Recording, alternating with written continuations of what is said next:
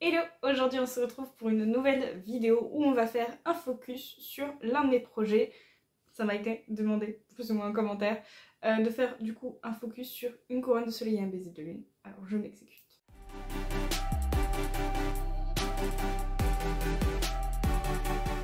Donc, pour rappel, on est du coup sur une duologie de Romantécie.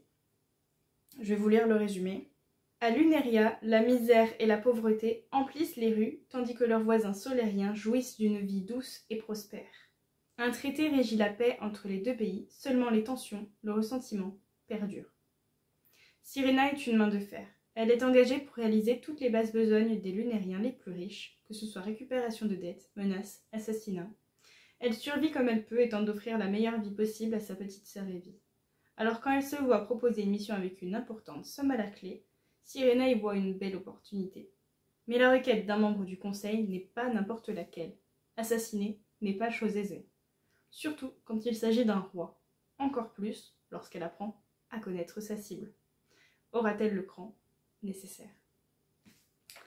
Voilà. Donc les personnages principaux de cette romancie, c'est notamment Cyrena, donc qui est lunérienne, qui est de main de fer, donc du coup femme de main, entre guillemets. Elle n'a pas spécialement de famille si ce n'est sa sœur.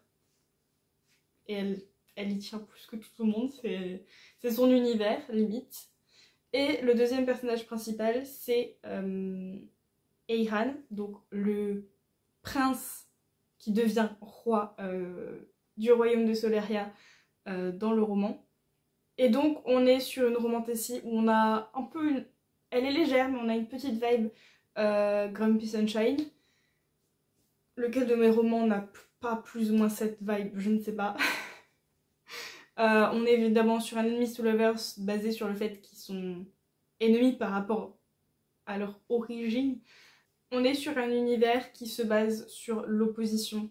Du coup, vous l'aurez peut-être compris avec le résumé, Soleil-Lune. Du coup, le tome 1, comme je vous l'avais dit, il est en cours de soumission en maison d'édition. Le tome 2 est en cours d'écriture du premier jet, aux 3/4.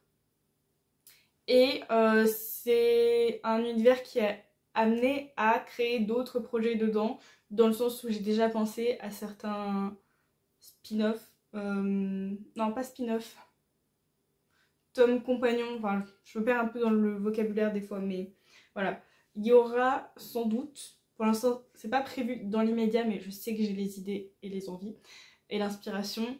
Il y a des histoires qui sont prévues pour d'autres personnages.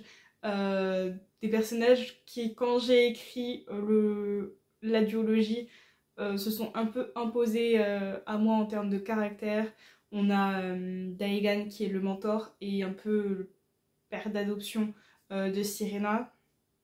Donc lui il serait plutôt dans un spin-off pour le coup, voire du coup Luneria et Soleria avant Cyrena et Eiran, et donc à travers Daegan. J'ai pensé du coup aussi à une espèce de suite, un séquel avec Evie du coup, plus grande.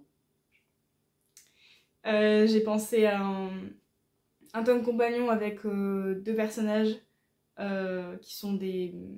comment on appelle ça déjà? J'ai perdu le terme, mais bon, des personnes qui ne sont pas impliquées ni dans un pays ni dans l'autre, politiquement parlant. Et qui sont amenés à se côtoyer sans forcément s'apprécier. Donc il y a ces deux personnages là, eux c'est les premiers pour lesquels j'ai pensé à une histoire rien qu'à eux. Evie et Daegan c'est venu plus tard. Et je crois que c'est tout, et c'est déjà pas mal. Donc c'est un univers, de base je l'ai créé parce que j'avais envie de cette opposition lune-soleil. Et plus ça a été dans la création, plus il y a eu de choses qui se sont consolidées, qui se sont développées et qui ont fait déjà non seulement que j'ai adoré créer cet univers et que j'ai eu envie qu'il ne s'arrête pas à l'histoire de Cyrena et Eiran. Pour l'instant, effectivement, j'ai rien écrit d'autre, mais c'est prévu. J'ai pas de date, mais c'est prévu. Voilà, parce que j'ai beaucoup trop aimé travailler sur cet univers. Et voilà globalement un peu. Pour aller un peu plus loin, un peu dans le pitch de l'histoire, Sirena forcément quand elle va arriver sur place pour s'infiltrer et se rapprocher du prince slash roi, elle va notamment apprendre à le connaître parce que ça aurait été trop simple de juste l'empoisonner de manière classique ou juste le tuer de manière classique. Le conseil du coup qui lui ordonne de faire ça corse les choses pour que ce soit le plus discret possible, pour qu'il soit impossible à être soupçonné. Donc c'est pour ça que forcément ça me prend... Enfin, ce n'est pas si simple que ça. Et donc elle va être obligée de se rapprocher de lui pour tenter l'empoisonnement par un poison qui fonctionne sur la peau.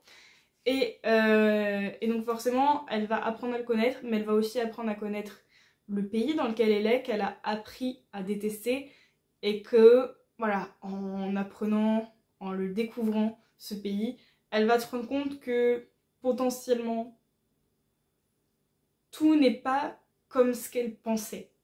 Tout n'est pas noir ou tout n'est pas blanc. Et donc, voilà. Il y a la romance, mais il y a aussi le côté se rendre compte que des fois on a des idées préfaites qui sont bien installées, notamment à cause de la rancœur, du ressentiment, de la haine, etc. Et que quand on prend le temps un petit peu de comprendre son opposé, entre guillemets, on voit les choses différemment. Il y a ce côté-là aussi que j'ai voulu aborder dans ce roman-là. Et voilà, je vais pas non plus trop en dire parce que j'aurais peur de dire des choses qui spoilent. Mais voilà, grosso modo, le projet Une couronne de soleil et un baiser de lune. J'espère que ça vous donne envie de le lire. Si jamais il y a une bonne partie qui est disponible sur Fixia, si vous avez un compte, ou si vous voulez vous y créer un compte, parce que j'ai participé à un des derniers concours Romantécie avec, donc il y a une... je sais pas si c'est une moitié, mais c'est au moins un tiers du roman. Par contre, il faut savoir que je l'ai arrêté à un moment pas cool. Je suis obligée de le dire. Je suis obligée de le préciser. Voilà. Vous pouvez m'en vouloir, mais vous pouvez pas dire que je vous aurais pas prévenu. Si jamais vous allez lire la version sur Fixia. Évidemment, c'est une version qui n'a pas été retravaillée, c'est la version avant bêta lecture. Mais voilà, si vous voulez avoir un aperçu de ce que rend ce roman, c'est disponible sur Fixia, vous avez les liens dans la description. Et voilà, n'hésitez pas si vous voulez un autre petit focus sur un autre de mes projets. Et en attendant, on se dit à très bientôt pour une prochaine vidéo, un prochain vlog. Ciao!